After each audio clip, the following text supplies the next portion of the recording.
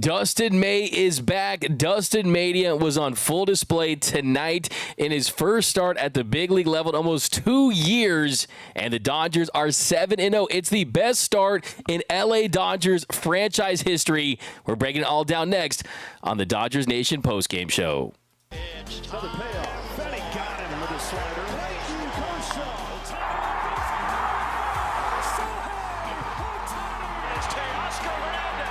Mookie masked. It's a grand slam. Stop it and game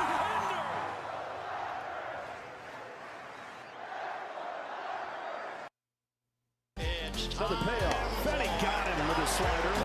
What is up, Dodgers Nation, and welcome to another episode of Dodgers Nation Postgame Show. My name is Doug McKain. You can follow me on X and Instagram at DMac_LA. If you haven't yet, comment Roki of the Year down below so you're eligible for our giveaway. We're going to do it at the end of this week, so comment Roki of the Year so you can win that Roki Sasaki number 11 Dodgers jersey when it drops. Also, subscribe to the Discord channel. Got thousands of you in that Dodgers Nation Discord. I'm going to be dropping some stuff in there this week, so definitely join the Dodgers Nation Discord. Also, subscribe to my new channel, my new show, The Big Lead. It's the hottest stories in sports in less than an hour. But welcome into the Dodgers after party, the Dodgers Nation post-game show, where things are just clicking in Dodgerland. The Dodgers haven't really played their best baseball. Their starters aren't going deep into games necessarily. The offense isn't scoring a million runs of late. They are averaging over 6 runs for the season, but still, with how talented this team is, they still can play even better than they are, and they're 7-0. The Dodgers beat the Braves tonight in the second game of a 3-game series by a final score of 3-1, and they moved to 7-0. The first time in LA Dodgers history that a team has started 7-0. It's the best start from a defending World Series champion since the 1933 New York Yankees, and there's only been 2 teams in the history of this Dodgers franchise that have gotten off to better starts. The 1955 Brooklyn Dodgers, they started 10-0. That team would go on to win the Fall Classic after losing to the Yankees for so many years. They got it done. And then the 1940 Brooklyn team went 9-0 as well. So we are talking history here with this team that has so much talent. But the story tonight was about Dustin May. Dustin May was fantastic. He was electric, and it was the first time that he towed the slab, the first time he was on the bump at the big league level in a regular season game since May 17th, 2023. It had been that long for Dustin May since he had pitched at this level, and he pitched extremely well. The fastball, the run, just the overall pitch mix, the execution, getting himself out of some jams there. He definitely looks like he is going to be someone that needs a spot in this rotation, and that's why I said before the season he was number 2 on my list for the Dodgers' top 5 X factors of the season. I had Tyler Glasnow at number 1.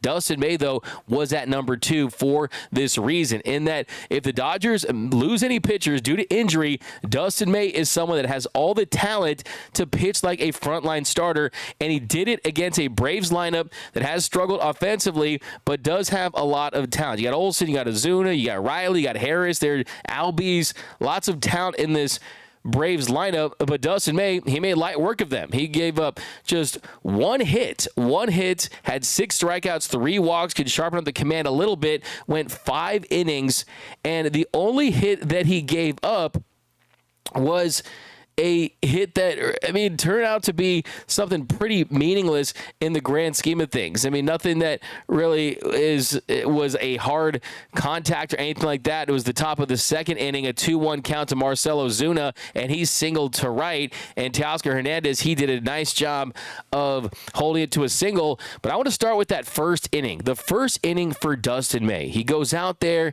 He's already talked about having the emotions. He did say after the game that he was a little upset. He was joking about this, but he was a little upset, a little annoyed that they didn't play his proper warm-up song. So we got to get Dustin May's warm-up song back right and ready to go, but that did not affect him. He looked absolutely locked in early on. He strikes out the side in the first inning. He struck out Harris with a nasty sinker, challenged him 96 miles per hour on a 3-2 count for the first out. Then he got ahead of Riley 0-2. Then a few pitches later, he strikes him out on a nasty sweeper down the way. And then Olsen at the plate, he froze him. He got him looking at a sweeper on the outside corner. Dustin May came out. He executed pitches, and he showed some emotion that you knew was stirring inside of him after an off season where he was working his way back after a flexor tendon repair and then an esophagus tear that almost cost him his life. Dustin May told us in the off season during spring training that he was out eating with his wife, Millie, and he had a piece of lettuce that was lodged in his throat. He came home and he felt like he was on fire. That is what he said. He said he felt like he was on fire. He was rushed to the hospital. They did emergency surgery through his abdomen to get it dislodged and to save his life, essentially. And Dustin May had said it. If I did not go to the hospital, I would have died. Think about that. And to go from that to pitching like he did tonight, it had to been an emotional release, had to been something he'd been thinking about for a long, long time. But just look how nasty he looked. The stuff moves more than a military family, and Dustin Mania was in full effect in the first inning. Big pitch right here to settle him in. 3-2. Strikes him out. 2-2 from May. Swing and a miss. He got it. Backdoor strike 3. You see him jumping up and down, showing some emotion right there. And like I said, he allowed just one hit. The second inning there, that liner in the gap by Marcell Ozuna. Teoscar made a really nice play on it to hold him to a single there. Now, Ozuna would go on to score that inning for the Braves' only run of the night, but it was only because of an error by Mookie Betts. It should have been an inning-ending double play, but the ball gets stuck in Mookie Betts' glove. He can't handle it, can't make the exchange, bobbles it a little bit, was unable to make that throw, and that is how the run scored. Other than that, it would have been zeros. It would have been a shutout, a one-hitter for Dustin May, and Mookie did say after the game that, yes, it was nice to hit that home run, and it was a great feeling to hit that home run that we'll talk about in a second here, but that he is going to be kicking himself, that he is going to be very hard on himself about that misplay that he had. And Mookie Betts understands what he needs to do. He says he's going to be working on it all day tomorrow. So, hey, was it a great play?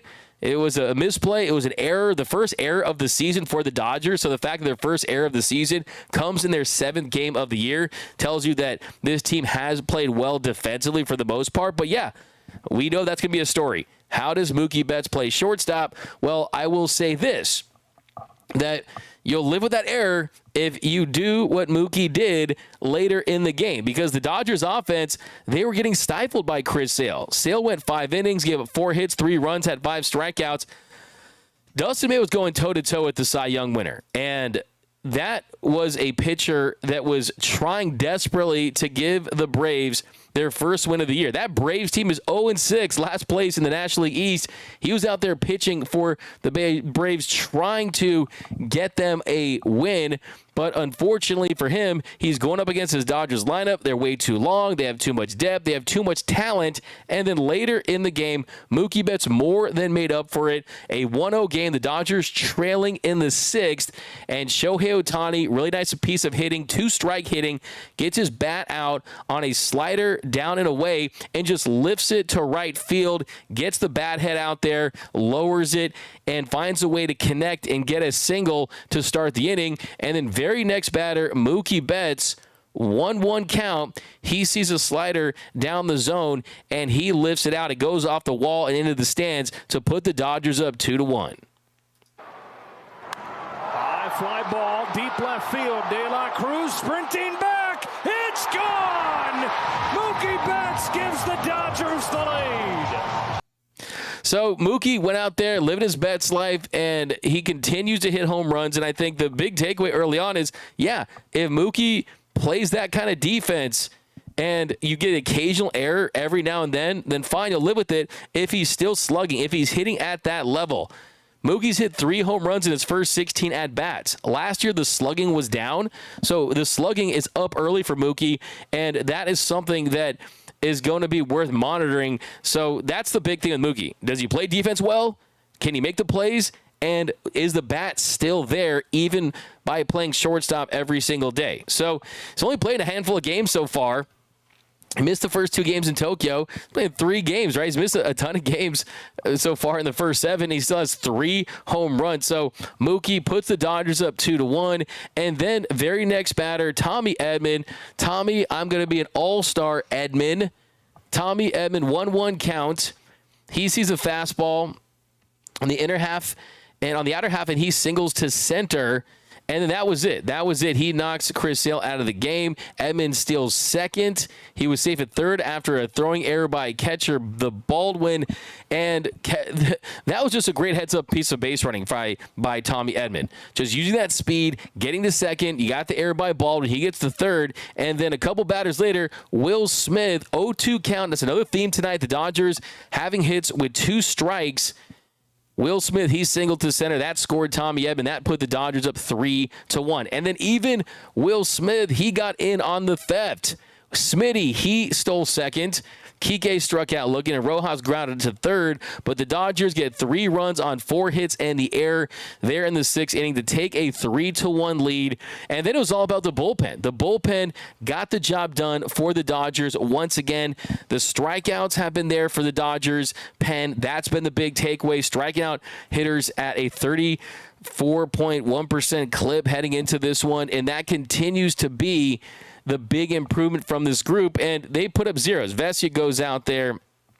He goes 1, 2, 3, and just a really nice pitch there, striking out White, 4-seamer down the way, and then a couple innings later, you just got Blake Trinan. He gave a leadoff single to Allen, but then he works his way around it, works around a stolen base by Allen. Of course, that's something to look at for Blake Trinan. Is he holding runners? Are guys stealing bases off of him? Well, we saw one that inning, but he struck out Riley, got him looking, nasty sweeper, and then he got Olsen to ground to second.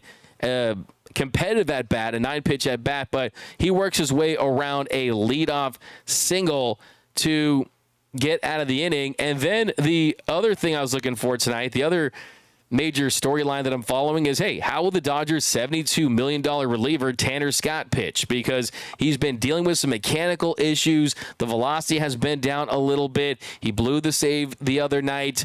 Well, Tanner Scott goes in there, top of the 9th inning, facing Ozuna, Albies, and Baldwin. He gets Ozuna to ground to short. He got Albies to ground to first, and then he got Baldwin to ground to first. Goes 1, 2, 3. Did fall behind in the count there in the first 2 batters he faced. The velocity was trending in the right direction. So you feel good about that. I mean, the velocity, he maxed out at 96.1 miles per hour, so it's climbing a little bit. You want to see it get to 97, but what a night for the Los Angeles Dodgers. This team has a winning culture. Winning is a habit for this group, and really my big takeaways are, 1, Dustin May looks like a dude, and if you pitch like this, you can't leave the rotation. What are the Dodgers going to do if hopefully, for once, all of these starters stay healthy because of a rest plan? I mean, tonight you saw Dustin May. He went through the order 2 times, and he faced 18 batters exactly. The pitch count for Dustin May was similar to what we've seen from Dodgers starters for the last week. May ends up throwing 81 pitches, 46 for strikes. Well, what if everyone stays healthy? Do you slow play Shohei Ohtani and you don't bring him back till July, August after the All-Star break? Do you throw guys into the bullpen? Who do you throw in the bullpen, right? Dustin May is the only guy that you would consider throwing into the bullpen. Does Roki Sasaki go down to AAA if he continues to not have the command? I don't think he will. I think he's going to figure things out. Things will click soon for the Roki of the year. But hopefully it's a problem that they have, right? Hopefully it's the embarrassment of pitches that I always talk about on this show. But the good thing is that Dustin May looks healthy. And the thing that stood out to me talking to Dustin May early on this year was that the arm, even after he got the arm surgery the first time, the Tommy John surgery, even when he pitched, the next day he was in pain. The day after that, he was in pain. This is the first time following the surgeries that he wakes up the next day and the following day and doesn't have any pain. that is vital. That is a major breakthrough for a pitcher that's dealt with so many injuries. And I think, too, you're starting to see him use his velocity in different ways. Tonight, he threw 29 sweepers, 26 sinkers, 20 four-seam fastballs, 5 cutters, and a changeup. And the velocity wasn't as explosive as we've seen from him, but the variance was there. The four-seam fastball, he maxed out at 97.8 miles per hour. So you round it up to 98. That's what you see on the TV broadcast. But it also dropped down to 93.6 miles per hour. So the four-seam was technically down 1.9 miles per hour from what we're used to with him, but I think he's picking his spots. I don't think you're necessarily seeing max effort every single pitch from Dustin May. I think that he is going from a thrower to a pitcher, and it's coming at the perfect time. And dare I say, extend Dustin May? Dare I say extend Dustin May? If this is someone that looks as good as he did tonight, that's only going to get better, had the 3 walks, had the defensive miscue by Mookie, but the stuff, it's probably like 10 guys that have stuff that's this good when he's right on his best day. Dustin May is going to be a free agent after this season, can never have enough pitching. Dare I say, extend Dustin May. But welcome to the Dodgers Nation post-game show. If you're new to the channel, subscribe, hit the notification bell. And if you want to see the Dodgers get to 9-0, if you want to see them get to 10-0, if you want to see them set a new franchise record for wins to start the year, go to 11-0. Hit that like button for your boys in blue. So, other things let's go to some comments, by the way. Rosemary Rodriguez in the chat. We got Petco is hilarious. Yeah, Petco Park. That's what I said on the show today. You can't spell Padres without P-E-D. And it is Petco Park, right? And, Jerkson Profar, Mr. Juice over there. We've got George saying Dustin May looks like Conan, Nico, Suave. He needs to get glasses like Kike. A DFLA says 6.5-man rotation. All the 6 and 7 ace pitches, 20 to 25 each, saving all their arms for the World Series. That's an idea right there. We've got pass_duh_Mike over on YouTube says Dustin May pitches better without his red afro. Hey, look, man, he's getting older. You guys see Gonsolin, I think, shaved his head, which is pretty interesting. I wonder what that's about. But, all these guys that have those flows kind of trim it up just a little bit. But, I got to start with my Dodger Dog of the Night, too, for the nightly game awards. We're going to start throwing in more game awards this year on the Dodgers Nation post-game show. And it's clear it's Dustin May. He had that dog, and that dog was at the vet a couple times, but that dog is fully healed, and he showed it out there on the mound. Dodger Dog of the Night goes to Dustin May. Dodger Dog of the Game. So, just great to see that. It really made me happy to see. Cool Rip says 162-0. Jose Marrero, good. W, 7-0 to start the season. Best start in LA Dodger history. Offense was quiet early, but woke up in the 6th against Sale as they put up 3 runs. Yeah, absolutely. I mean, that's what they did. The PED raise, that's from Planet. Yeah, Pennywise is back. Yeah, I love the Jay Valdez. I love that. Pennywise is back. Win. Perfect. Jay Bullet TC, been cheating us this whole season, and we still cook it. Hey, I will say Dustin May definitely benefited from a play right there where he got the call on a fastball that was a little off the plate. So sometimes it goes both ways, but yeah, for sure. We got Sean Klein says, May's stuff is nastier than a roadkill cook-off. There we go. Give you a little fire take for that. Fire take. Now, we got to do our defensive play of the game. So we're going to start doing that this season. Our defensive play of the game comes from Teoscar Hernandez. So Teoscar Hernandez, he is playing right field this year. And the defensive metrics were so much better in right than they were in left. And it was top of the 7th inning. He had Baldwin at the plate, and Teoscar Hernandez kind of pulling a Mookie Betts, making a catch in foul territory in the stands. That's the defensive play of the night. Embodiment of what Dodger pitching as a whole has done. It's almost untouchable with runners aboard, runners in scoring position. Teoscar, made the catch. Fell into the crowd and did it with a smile. There's Teo, always smiling. But, hey, if he can improve his defense, that's going to help because Andy Pages has not gone off to a good start. Makes you wonder what they're going to do at that position if he does not find a way to hit. He's had some deep at-bats. He's had some hard contact. But it does kind of make you wonder what they'll do if Andy Pages doesn't become a little more consistent with his production at the plate, because you do have James Outman down in AAA. You also have Hassan Kim, who's down in AAA, who has had a good start at the plate, and he can also play center field. And I think you look at Hassan Kim, someone that can bat from the left side, and Kike Hernandez, you can almost form a little platoon there with Kike Hernandez and Hassan Kim. So, yeah, tonight, Andy Pages, that's someone that I've been looking at very closely to start the year. Hasn't got a ton of production early on. He's 3 for 22 with 9 strikeouts and 3 walks. Does have a double. He's hitting 136 early on in the season, but there's a lot of pressure on him to perform. I mean, he's getting this runway early. He's getting opportunity, but he's got to hit at some point if he wants to keep that job, because it's not like he's a plus defender, right? It's not like he's a Gold Glove Award winner. At best, he's passable, but he's someone that really profiles as a corner outfielder with his arm. Tonight, Andy Pages, he goes 0 for 3, and yeah, he needs production. He needs to start hitting if you want to make this team. Andy Pages, someone needs to step up. Who do you guys want to see as your center fielder for this team? But let's go down below in the comments. Welcome to the Dodgers Nation post-game show. Number 1 Dodgers post-game show on YouTube. We've got Planet R. Yogs. Rewatch the 2024 NLDS. Tatis and that other irrelevant dude kept doing Superman stuff.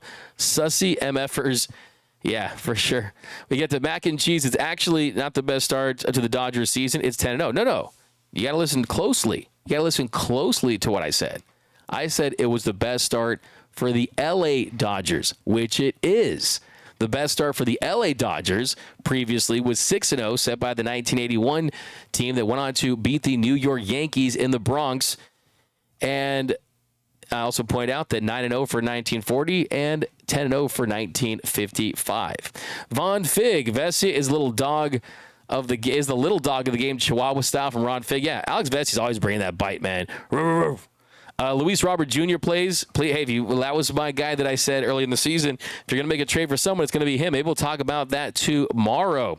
Can't wait to see Snell on the mound tomorrow. Yeah, Blake Snell. I talked to him after the game last weekend. He said about the Dodger Stadium crowd that he loves it and he wants more of it, and that he can't wait to pitch there, especially as he gets better as the season goes along. But Melissa Hallam says, Pages needs a torpedo bat. Going to give that a nice comment of the show. You earned yourself a little comment of the show right there. You win. Perfect. Kenneth Wren, BC, Human Chihuahua, DFLA, honorable defensive play of the game. Bonda's nice run to first. Yeah, Anthony Bonda did some nice.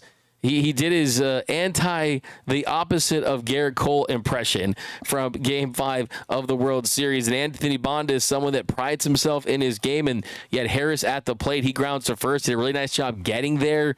And Anthony Bonda has gone off to a really nice start. And it looks like last year was not a fluke. But 685 days since Dustin May had pitched. And to give just one hit, go 5 innings. So impressed for Dustin May. I know he is going to be celebrating tonight, as he should, because that's quite an accomplishment to go back and pitch at this level, a level that most guys don't get to. Most guys don't get back here, especially after suffering injuries like he has. So very, very happy for Dustin May. The question is, man, what do you do with this rotation if everyone stays healthy?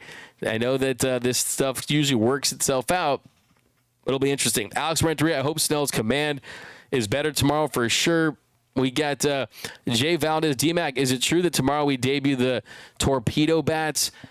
I know that Max Muncy and Kike Hernandez ordered some. I don't know if, 1, they've received them, or 2, if they're going to use them in the game. Let me see if there's any development on Twitter, because we definitely need to see it. We definitely need to see what it looks like.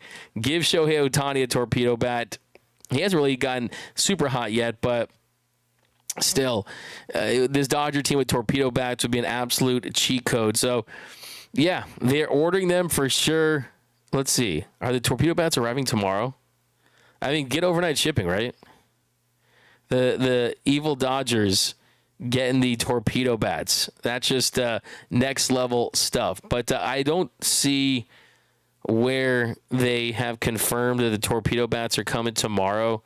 But yeah, I'll try to get confirmation. I'm going to try to reach out to some people tonight, and I'll try to tell you guys tomorrow on Dodgers Dugout Live, 12 o'clock, Monday through Friday, the #1 Dodgers show on YouTube. Sean Klein, dude, what about Kike at first tonight? So happy that we have him.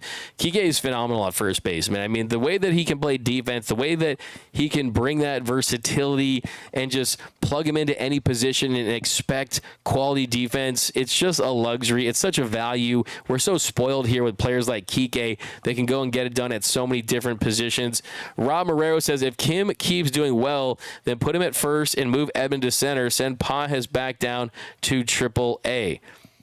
Put him at what happened to Freddie Freeman? the Fred Freeman's going to be back. What's up? Freeman said that, yeah, he'll probably be back Friday. Let's see what happens, though. Don't care 187. What up, D-Mac? Let's go, Dodgers. Melissa Hallam, he hit so many fouls today. He looks like he needed one. Ohtani hitting a home run to Culver City with that torpedo bat for sure. Absolutely. Take me to God's country, Dodger Stadium. Rosemary Rodriguez. Dodgers going 173-0. You ain't wearing no bustle. Ain't Andy Better hitting home runs, playing T-ball.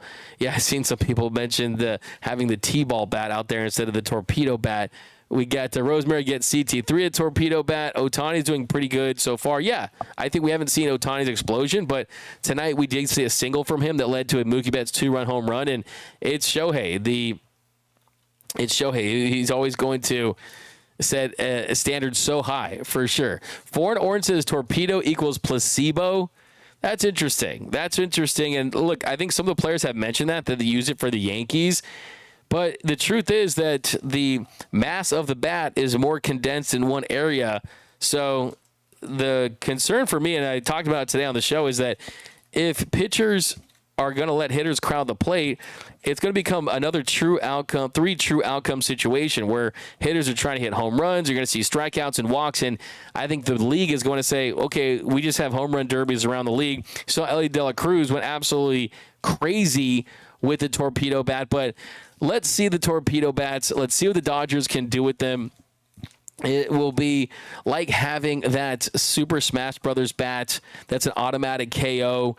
So I'm very excited to see what it looks like. And if that could, honestly, what if it has hitters too aggressive, right? What if it has hitters not staying within themselves and staying mechanically sound? So I think those are things you have to answer. But, hey, if other teams are using it and they're having success with it, then you best believe the Dodgers are going to research it. They're going to attempt to implement it. And let's be honest here. It almost feels like that you would have to give other teams torpedo bats and maybe sticky stuff to hang with his Dodgers team. So it's only a matter of time that they're going to have that opportunity. I can't wait to see it.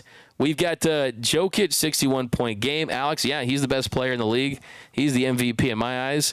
He's a better player than Shea Gilgeous-Alexander. But Kelly Oshiro, I'm from Hawaii, and tonight we just a freaking cold baseball. WTF, yeah, definitely was a colder night for sure.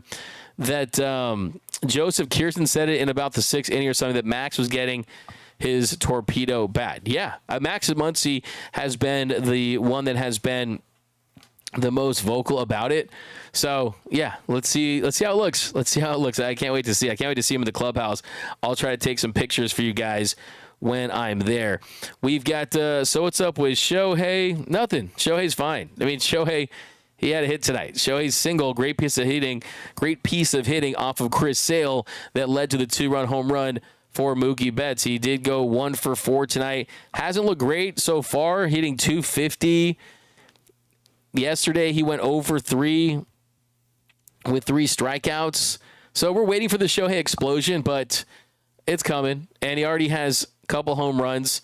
He's going to be just fine. He's going to win the MVP, especially if he comes back and pitches well. We've got why is everyone bringing up Val Kilmer, by the way? definitely top 3 Batman for sure. Dodgers making me money this season. We've got to look, honey. It's Johnny Ringo. Taylor needs to take PEDs. Oh, come on now. Give Taylor a cricket bat. Why the Taylor hate?